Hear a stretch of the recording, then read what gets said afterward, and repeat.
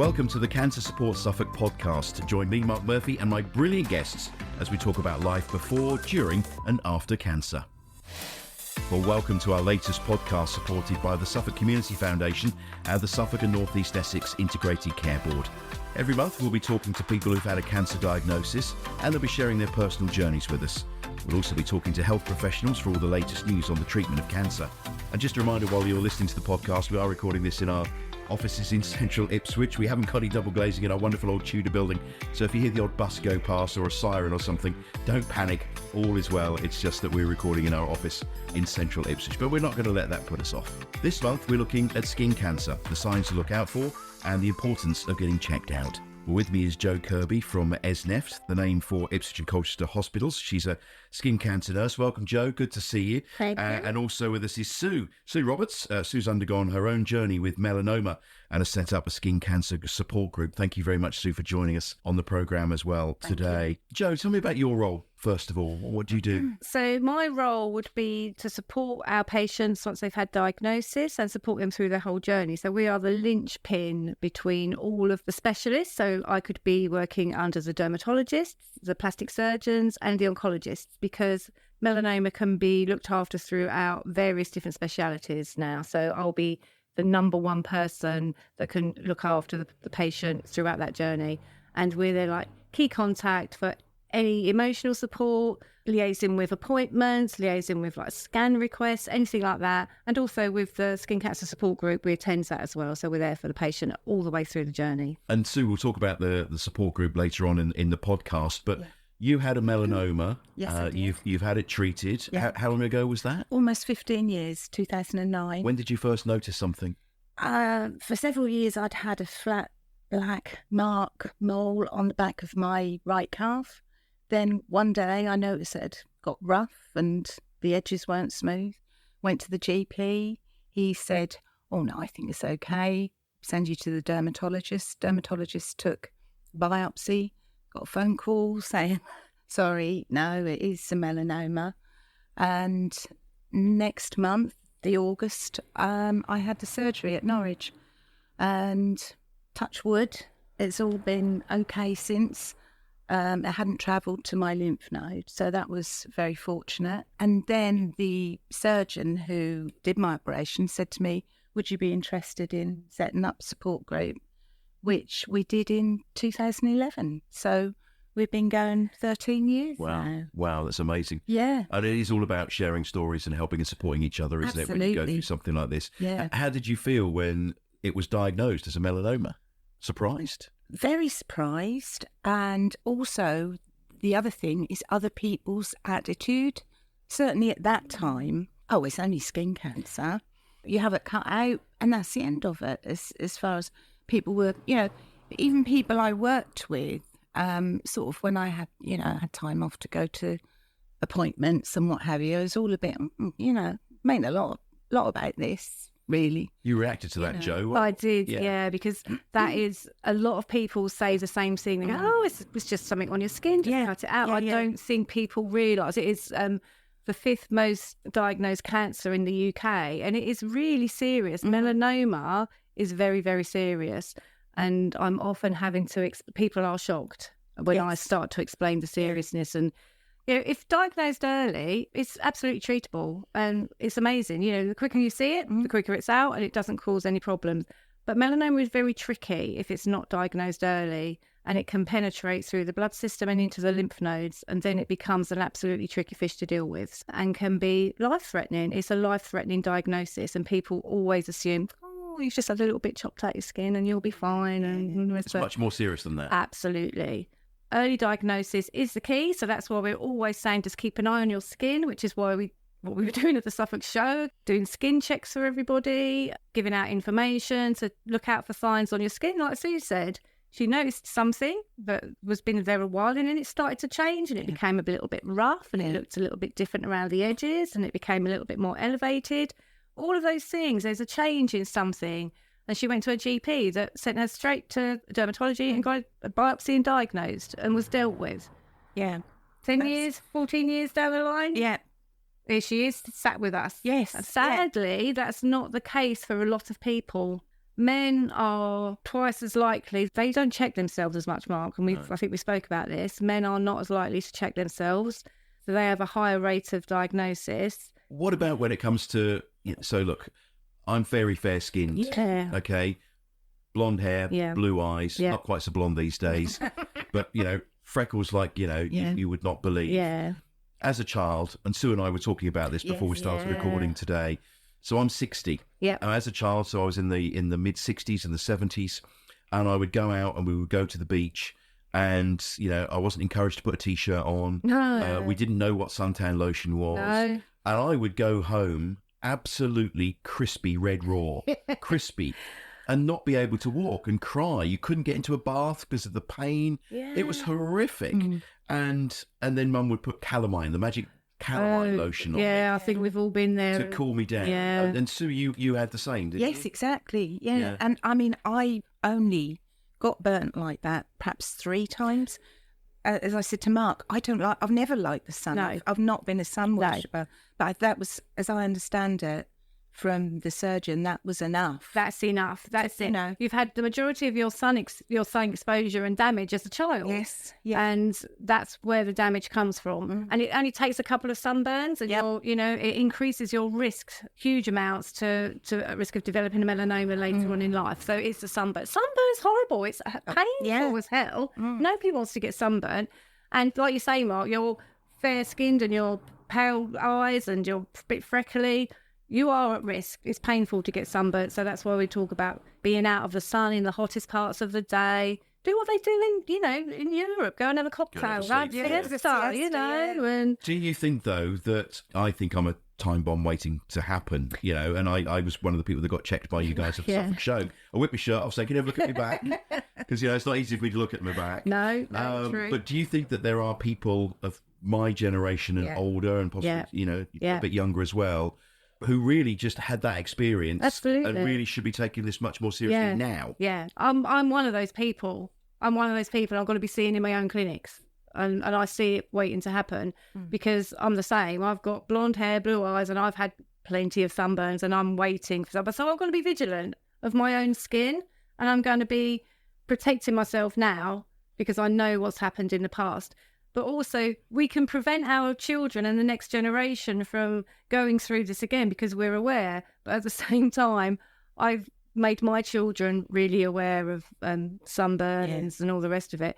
But when you're a teenager in your early teens, you're invincible, aren't you? And you don't look ahead to 30, 40 years down the time. But, you just don't, do you? So as much awareness as we can spread, the better. But still, you're going to... And we still say when someone comes back from holiday with a healthy-looking tan, don't you look well? Yeah. Isn't it about time that we, when I come back from holiday and look pasty, people should be saying to me, oh, that's a nice, healthy, pasty look, Mark. Yeah, exactly. Get out the sun. I don't think that's ever going to happen as much as we try.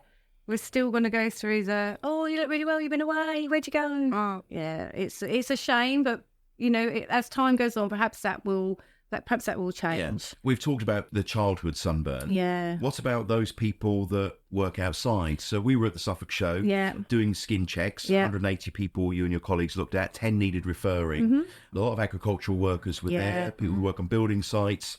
I don't see them slip-slap-slop very often. No. So... we really need to ram this message home. We do. So all of those, we live in a semi-rural area. We have a lot of farming community here. You only have to go down the road and you see how many building sites.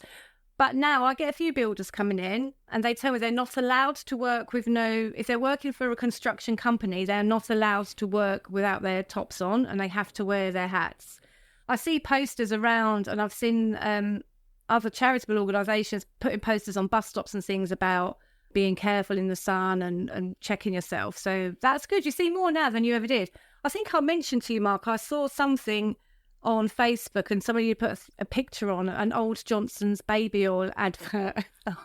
And it was a picture of a lady on the beach with a bottle of Johnson's baby oil in front of her. And it just said, something like enhance your tan with Johnson's baby oil. And it just made me cringe because I just thought, I've been there, done that and felt the after effects of that. And I think so. We have moved on. We have moved on. Thankfully, we have. Yeah.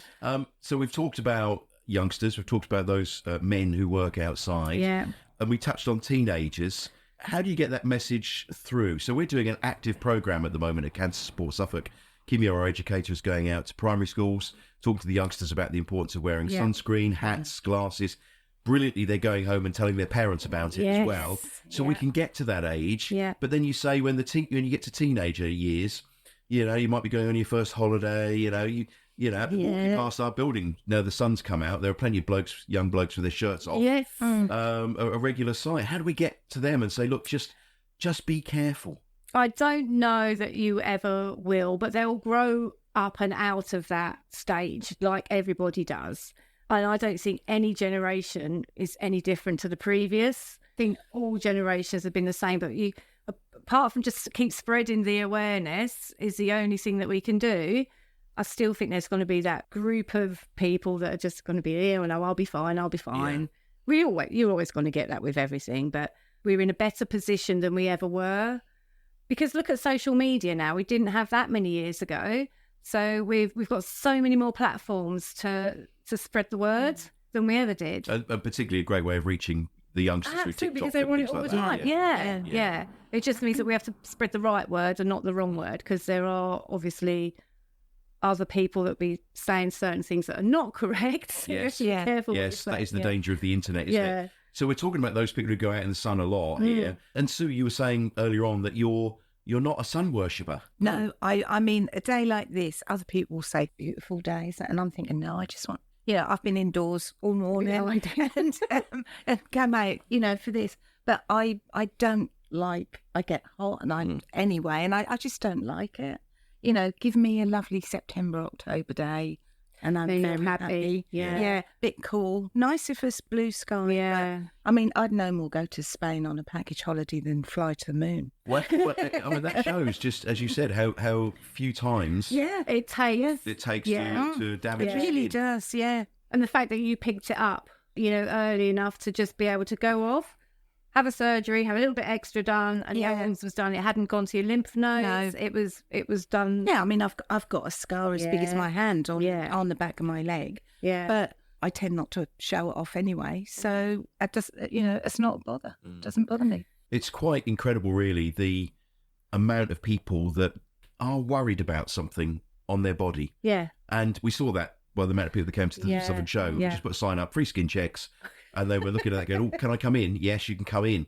We need to encourage those people to go to the GP if they're worried. Yeah, absolutely. Yeah. I did say to a lot of people as well, because there were 3 of us there and it was non-stop. And we were saying, well, the feedback that we got was that they couldn't get to the GP, which is quite sad. I think that people feel that they haven't got the time to sit and wait on the phone. And I think if you're that worried about something, please, just hold on to the phone and just get through. And even if you send a picture, we're encouraging to send pictures to the GP, because they will send them to us and we grade those photographs. And we're trying our best to see as many photographs that way as possible, because people can't always get to us. So that's really good. Try to get to your GP, and please don't give up. I would rather see 100 people and tell them everything's okay than miss one that needed to be seen. It's interesting, when we've done these podcasts in the past, other people have sat there talking about different cancers, and they've also had issues getting through to the GP in some cases. But just persevere. Persevere. Yeah. Bang the door down. Don't give up. Don't give up. Yeah. Don't give up. Just keep trying, because it is worth it. If something needs to be done, it's not going to go away. It will still need to be done, and the quicker it gets done, the better. Are there different types of things? We've talked about melanoma here. Are there other skin problems that we could have because of the sun? Yeah, there's non-melanoma skin cancers. So you start off with the basic sort of sun damage, which is a little flaky, crusty little bits, like actinic keratosis, which are easily dealt with, and the GP can prescribe various different creams. And you've got then the most common type of skin cancer in the whole world, which is called basal cell carcinoma, and they're non-life-threatening. They're irritating. And they can be dealt with, again, with some creams or various different treatments. Sometimes we just cut them out and that's the end of it. So we talk about a motorway lanes of skin cancer. So you've got basal cell in the slow lane, and then you've got squamous cell in the middle lane. And squamous cell, generally fast growing nodules, can be quite painful. So if anything you find on your skin that wasn't there, that's fast growing, can be quite uncomfortable, red, crusty centre, go and see your GP. And generally, most of the time, they're dealt with just excising and stitching up. very rarely they can become problematic and can spread to your lymph nodes, but that is less than 5%, and you'd be very unlucky. But we'd like to keep you under follow-up if there are certain depths under histology. And then you've got the fast lane, and that'd be your melanomas that we've already spoken about, which is potentially a life-threatening diagnosis. Yeah, take it very seriously. Absolutely, we do. And when you're told you have a melanoma, it's a massive shock. Your head must be ringing when you're told something that you've been given a cancer diagnosis. And you're coming in next week for surgery. Yeah. You know, and you think, well, you're not going to do it that quick if there's nothing really badly wrong with you. Yeah. And then there's the wait after the surgery for the test to come back from the lymph nodes and everything. And I mean, my surgeon phoned me from France. He was on holiday. When I put the phone down after I'd spoken to him that afternoon, I never forget how I felt then. That great big weight off your shoulders, really. You know, I mean, you always think it's going to come back. Yeah. And anything you have that's on your skin, you check really thoroughly. I take photographs and then take another one a few weeks later and check it and things like that. But never goes away. But gradually, I mean, after 15 years, I'm sort of less stressing about it. But that's a massive impact on your life. It is. Psychologically, that's a huge burden to take on, which is why like myself and Rachel, obviously, I can't forget Rachel because she started off the skin cancer support group with you.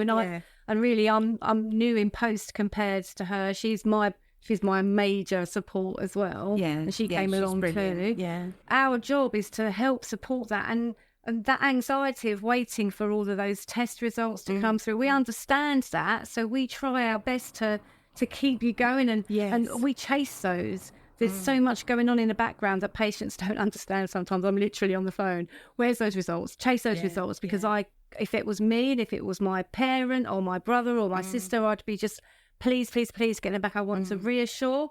And if I'm not reassuring of good results, I want to start the next plan. Yes. Start the next plan. Yeah. Because we want to make sure everything's running smoothly. Because it's a scary time. It certainly is. Yeah. And this is why the support group is so good. I mean, we've got some people who've come from since the beginning, like me. You know, people come, sometimes they come for a few years, then they drop out, or they come once and realise it's not for them. But it is good when people come and they say, oh, I really gained something from this, and talk to people who've been in exactly the same Just boat. what I was going to then say. So it is sharing experience. Oh, absolutely. Yeah. Absolutely. Because it can feel very lonely and isolating, can't it, when you get that diagnosis? I mean, however supportive your family are, they haven't actually had it. But when you sit and talk to someone who might be totally different to you in every other way, but they've had that same experience, so many things just sort of click into place and you feel really good about it. How many people do you get coming along? Well, I think we've actually got about 25 members. Yeah. Not all come every time. I mean, usually there's at least 14 people. Yeah. 14, sometimes a bit more, sometimes a bit less. We have the nurses come along, which is really, really good. We always have a speaker, don't we? Yeah. Well, it's reassurance, isn't it? And that reassurance that, the nursing staff are there to talk to. You've got others that you can talk to. A big part of what we did at the Suffolk show with those checks was actually reassuring people that there was nothing wrong. Yeah. So we found 10 that needed further investigation. But that's 170 people that went away laughing quite and happy. happy. Thank you very much. Yeah, all right, Jack. Yeah. So it is about that reassurance, isn't it? Yeah, absolutely. Yeah, it makes all the difference. I also think that when you're with, you said about the family, that was a really good point, because sometimes there's things that you don't want to talk to your family about. Yeah. But you can talk to somebody that's been through the same thing and feel comfortable about that because you know that they'll understand, whereas your family might not understand as well. So that's also really important. Yes, yeah. I mean, I know my children, when I was diagnosed, my children were 19 and 22, both at university, and they were really concerned. And I know my daughter in particular burst into tears in a pub in Cardiff because when she got the call from me to say it was all clear. And, she hadn't said that much to me, but clearly it really, really worried her. You know, she'd been good for me. Yeah, she was holding it in. Yes, yeah. All that anxiety was just... I think sometimes we forget about, or we don't forget, that's not the right word, but sometimes we don't realise just the impact that it can have on the family around us. Because you're in the system, you're being looked after, you're being treated, you know what's going on, but the family around sometimes feel perhaps, not as much of it, not part of it as they should be, perhaps. I don't know. I always do say when I've been with a diagnosis, I'll always say, if your partner, if they're not there, or your family all want to come, and I had a mum bring her daughter in, also at university last week, and she said, I need to come because I want to make sure everything's all right for my mum. Oh, yeah. Am I allowed to? Well, of course you can. Yes. So she needs to come because she needs to hear it. That's absolutely because fine. I guess when you've had that diagnosis, you then stop listening, don't you? So perhaps to have someone with you is not a bad thing. Always ask somebody to come with her. Always have somebody with you, because it's really important, because you don't hear anything after that. No, it's just like cotton wool flowing around your head. Yeah, absolutely. Treatments are improving in all sorts of ways for cancer now, aren't they? What about in the skin cancer world? What sort of advancements have we seen? We've got, for melanoma, absolutely. We have immunotherapy, which has been trundling along for about 10 years now, and that's changing all the time. So immunotherapy is for melanoma that has spread to the lymph nodes. But years ago, we wouldn't have had much to offer it in that way. Chemotherapy doesn't really work for melanoma, but immunotherapy works by attacking the cells. Melanoma is really good at hiding away from the immune system. So immunotherapy will target those melanoma cells that have like cloaked themselves, and it will like rip the cloak off and stab it to death. I like that description. Lovely. So that's what it's meant to do, and it's working really well for lots of people. So it just prolongs life. It's amazing. It's amazing. It does come with some side effects, but most people are fine with it. So we have immunotherapy, and also recently we've got the vaccine trials that's all like hit the headlines, and that is targeted again like immunotherapy, but it actually works on your own body. Melanoma cell works itself at killing itself, so it's just incredible. And advances being made like that all the time. Absolutely. I work with Professor Moncrief, who was your surgeon, Sue, who's absolutely incredible. Hero. Yeah, your hero. A lot of people's heroes when it comes to their treatment. And he's working on stuff all the time, and he will say, in the future, there'll be a blood test that will let you know if you've got melanoma. And that's what we want, because that will cut out all of the necessary interventions that people are having at the moment. So a blood test to tell you that you've got melanoma would be amazing.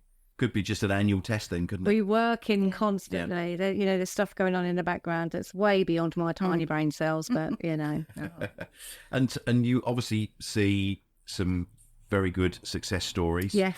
Tragically, though, not everybody makes it through, and that's really tough, isn't it? I've got a good friend who had a melanoma and didn't make it through, unfortunately. But early diagnosis is so crucial. Absolutely. And we're there again, if it's going to be one of those cases where it's not a good outcome, we're there at the end as well. We're there to support the families. We're there to support the patient as necessary. Yeah.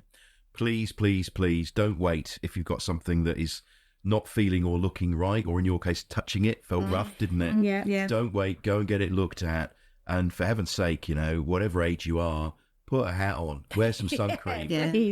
Come home looking pasty, and everybody says, "Oh, you've had a great time, haven't you? Look nice and pasty." That's what we want to aim for, isn't it? Really, But then again, Sue, you talked earlier about before we started recording that we do need the sun. Yes. We do need it for our vitamin D. We do. We need that vitamin D. I could talk about me, but that's my only example. Yeah. So I kept out of the sun lots, and then I was vitamin D deficient. I really crashed. Yeah. So that is a really important point that you say, that we need our vitamin D. We don't get enough vitamin D through the winter months, so I'd encourage everybody to take vitamin D through the winter months as adults. Isn't it October to March that you're not really getting? Yeah, we say normally like Halloween to Easter. Yeah. Because we do not get, if we're protecting ourselves through the summer, we don't have enough stores to carry us through the winter. It's vital for our musculoskeletal system. We do need our vitamin D. So that's really vital. If we're covering up through the summer, it's not going to do us well through the winter. Okay, so good old supplements, not a bad thing. Yeah, over-the-counter supplements, and that'll keep you going. Yeah. Sue, we're about to finish. What would you like to say to everybody listening about this? I'd like to repeat what you said, really, that you just must must keep checking yourself. Anything you're worried about, get it looked at, take a photograph, send the photo to the GP. Technology's there, isn't it? Yeah, to do that now. it is these days, so it's brilliant. And and I'm just grateful for people like Jo who've helped me over the years, and 15 years later, I'm still here. Yeah, there are some fabulous people in our NHS. What would you say to people, Jo? What would your message be? I would say enjoy yourself and enjoy the sunshine. However, just be aware of the damage. I don't want you to hide away in a dark room forever. You have to live your life and you have to enjoy every minute of your life, but just be aware and take precautions. Wise advice. Thank you both very much for joining us on our podcast this month. That's Jo Kirby from ESNEFT, the Ipswich and Colchester hospitals. She's one of the skin cancer nurses. And also you heard from Sue Roberts, who's undergone her own journey with melanoma and has set up a skin cancer support group. Well, that's it for this month. Thank you very much for listening to this episode. If you'd like more information about what we do, please visit our website, cancersupportsuffolk.co.uk, or you can give us a call on 01473 211 884. We're based in central Ipswich. Cancer Support Suffolk is passionate about educating and supporting the people of Suffolk, and as a registered charity, we rely on donations and fundraising to be able to continue our vital work in the community. This podcast is the copyright of Cancer Support Suffolk and is produced and managed by podtalk.co.uk. It's supported by the Suffolk Community Foundation and the Suffolk and North East Essex Integrated Care Board. From all of us at Cancer Support Suffolk, until next month, goodbye.